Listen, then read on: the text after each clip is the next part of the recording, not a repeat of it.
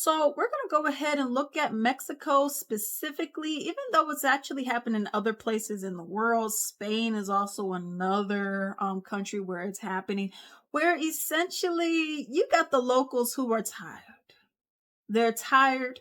They're drained. They're saying, I'm poor, and you guys are buying up all of our houses.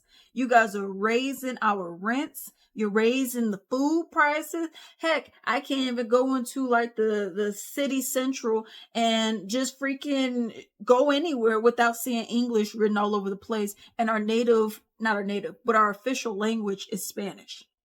They're like, you guys come here, you don't even try to adapt. They say, y'all just here and y'all don't think y'all need to adapt to the culture. You don't think you need to learn the language. Y'all got y'all little remote jobs. And maybe you guys can afford a month a $2,000 apartment in the States for a one bed. Now you guys are coming here and we can only afford, let's say, for a one bed, let's say it's $500. And now you're raising up all the rest because the landlord is looking like, dang, well, this is great. So you have a lot of people who are tired of it and they're just fed up. So you have a lot of people who are just tired of the gentrification that is taking place. And they're saying, no, we're taking to the streets because clearly we're not being listened to. One of the issues is you have people who are coming over and they're not assimilating to the country. They're just, it's me. I'm going to do what I want to do. Okay. So I actually went and asked ChatGPT, I think. And just to give a little background before we get into the videos. Okay. And it says gentrification in Mexico City. Gentrification has significantly reshaped parts of Mexico City, particularly over the past decade, and especially accelerated during and after the railroad. Okay. Due to remote work trends. Okay. That's people who are working in the States or wherever their home country is and bring that money over. Okay. But they're not actually making money in that particular city or country. Alex, why is that a problem? Because like I said earlier, if you could afford with your paycheck a month, a $2,500, $2,000 apartment, but the average citizen here can only afford $500, $600, I think that's a huge disparity. So then the prices start going up because then landlords start realizing, oh shoot, I can make more money. Rent hikes. Neighborhoods like Roma, Condesa, and parts of Coyoacan, Juarez have seen steep rent increases, pricing out working and middle class Mexican families, as well as evictions, long-term residents, especially elderly residents, and those without formal rental contracts have faced forced evictions or coercion to leave. Okay. Influx of foreigners. Many U.S. citizens and Europeans, especially remote tech workers and digital nomads, have relocated to Mexico City for affordability and cultural vibrancy. Okay, but y'all don't learn any of the culture nor any of the language. Okay, the demographic is often white, upper middle to upper class, and paid in USD or euros. Okay. Also, cultural and economic shift. Gentrification has altered the cultural fabric. Boutique coffee shops, yoga studios, craft beer bars, and co-working places have replaced corner shops, family-owned taquerias, and community spaces. Local businesses are often priced out or bought out, changing the community's social economic identity. That's why these people are tired. Government response. Critics argue that city officials have catered more to foreign investments and tourism than the housing justice for residents. Some residents have also protested against Airbnb expansion and short-term rentals, which further limit housing affordability and drive up the cost as well. So you just have a lot of people who are just tired of it. They're realizing that you're just coming over here. You're not actually trying to integrate into our community and you're making it worse for us. So y'all need to go. Now, like I said, some people blame the tourists and the foreigners as opposed to the government, but I see both sides. But what say you? Let's get into the videos.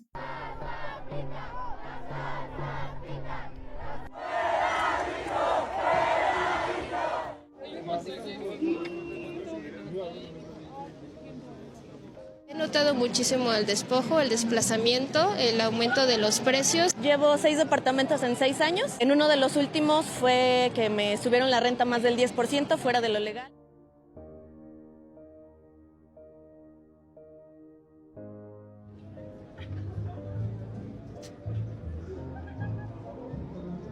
Nos están desplazando para darle lugar a aquellos que tienen más ingresos. Es el momento definitivo de notar cómo el norte global sigue extrayendo todo del sur global.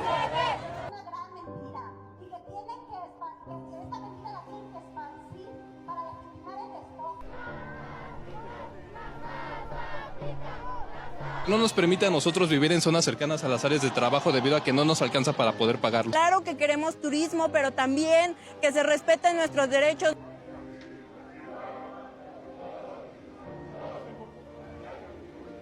El problema no es el gringo que viene, sino las personas que dejan que vengan sin pagar ninguna cuestión de impuestos como pagamos nosotros. Que se regule la venta de propiedades para ellos y que también nosotros tengamos oportunidad de poder vivir en nuestro propio país sin costos excesivos. Por esta parte del Estado se priva las ganancias sobre la vida.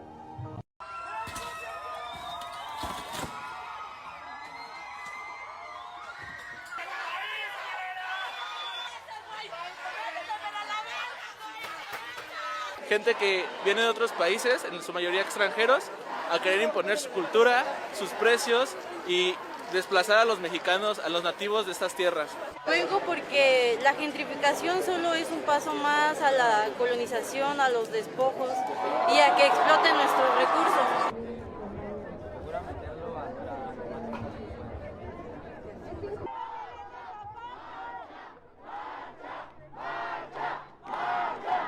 Sistema anticapitalista, antipatriarcal, anticlasista, proletario. En 5 años las rentas han subido 47%. Eso es algo violento para la población local. Nosotros nos estamos debatiendo entre pagar la luz, pagar el agua o comer. Entonces, por supuesto que preferimos comer. Aunque aún tenga el sueño de querer un departamento donde vivir sola, pues realmente va a ser difícil. Por los precios.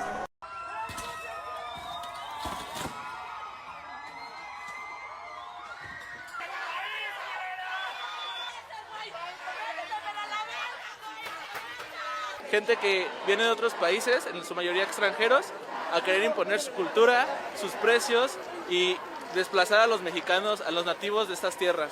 Vengo porque la gentrificación solo es un paso más a la colonización, a los despojos y a que exploten nuestros recursos.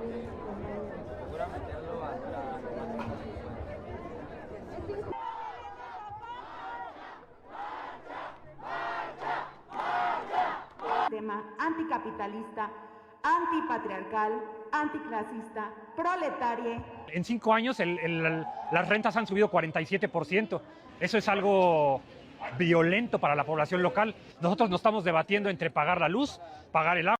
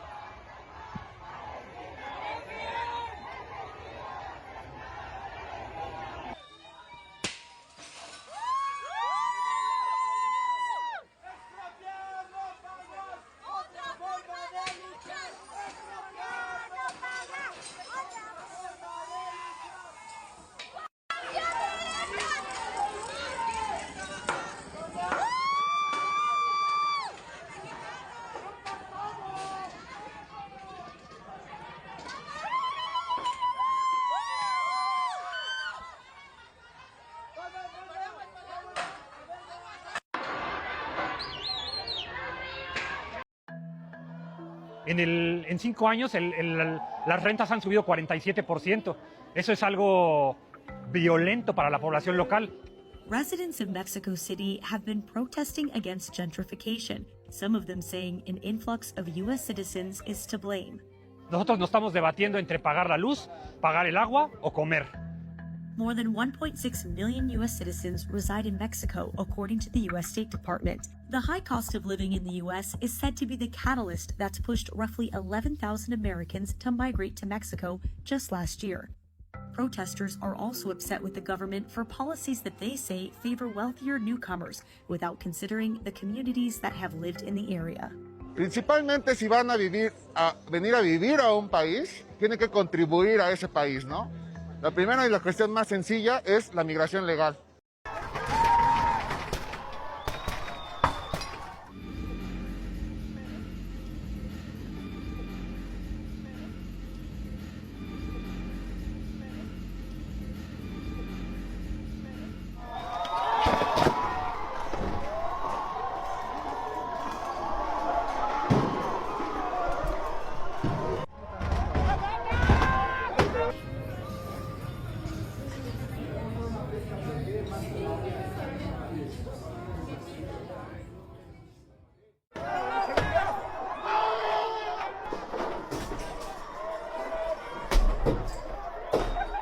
So we're walking around Roma Norte, which is one of the most gentrified parts of Mexico City, looking for a dinner spot. And honestly, so many places just feel so LA.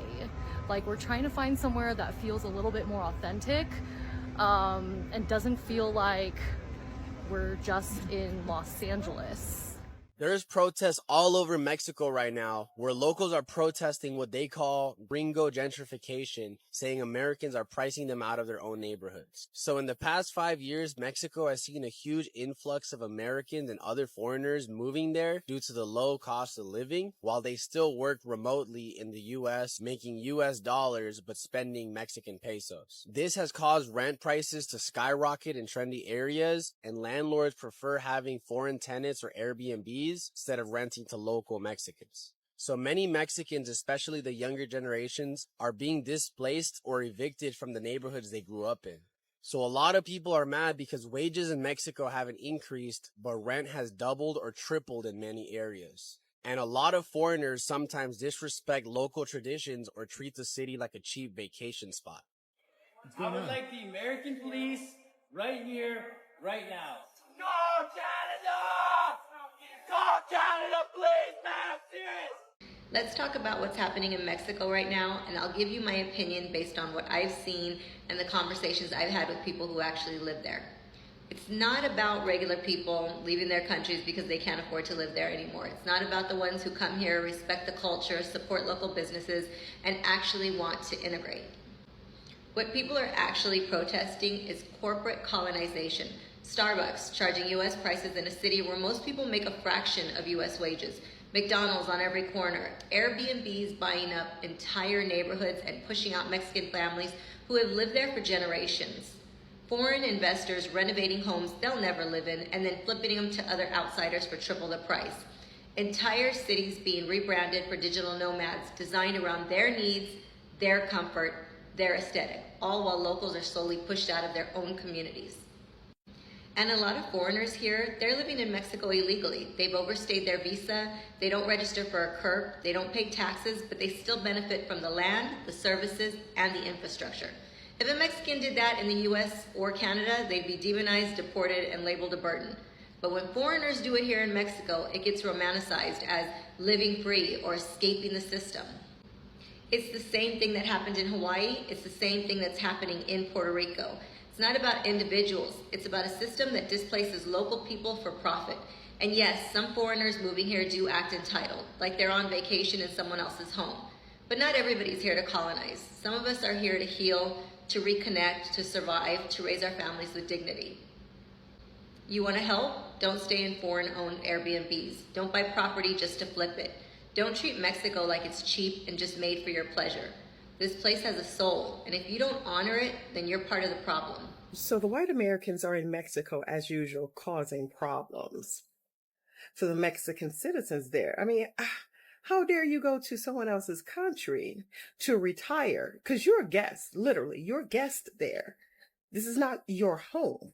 You're there, you're retired, whatever you're doing, vacation, and then y'all go there and complain about what they do every day that's a part of who they are, their culture, and their way of life, because it inconveniences you. And then now some of y'all upset that they're taking to the streets and protesting your existence in their country. Your existence there. They're destroying your properties that you have built, the businesses that you've built there, that's driving their economy up, the cost of living up for them. And y'all upset. Go Mexico. Keep up the good work. If you're not Mexican, you do not have the right to police how Mexicans are protesting gentrification that's happening in their country. If you didn't know, there was a giant demonstration on July 4th in Ciudad de Mexico protesting the gentrification that has been happening mainly by American and Canadian foreigners. As an American, I want to talk to my fellow paisanos. I've seen a lot of think pieces about how Mexicans are xenophobic and racist because of the rhetoric that was being displayed during this protest, basically telling gringos to leave the country, learn the language, go back to where they came from, etc. And I want to put this in terms that everybody will understand. Men have oppressed and terrorized women for generations, right? We all understand why we say all men. It's because we don't know which man is good and which one is bad. But historically speaking, statistically speaking, we have a greater chance that a man will hurt us or do something bad to us. Mexicans have that feeling with foreigners, specifically from America and Canada. They can't tell what we're here for. If we're here because we're a political refugee, if we're here for love, if we're here because our family's here, they have no idea. All they know is that historically speaking, when people from our country come here, bad things happen to their people and their people get displaced, etc. Obviously, they're going to have a very radical take to protesting because the damage that we are doing is very radical. You can't get mad at the victim for the way that they are reacting. You have to focus on the initial action that caused the reaction. That kind of critique just can't come from us. It is not our place.